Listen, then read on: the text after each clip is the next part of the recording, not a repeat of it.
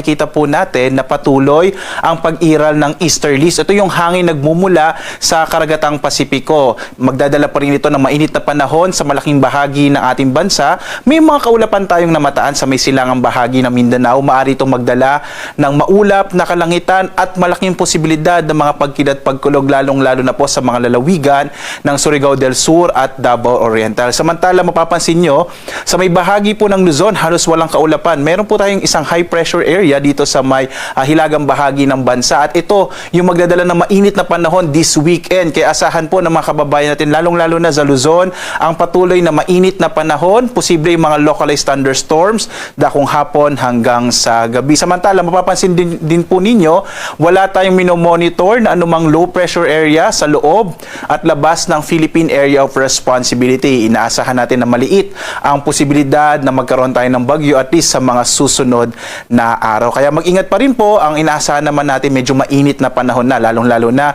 bandang tanghali hanggang hapon.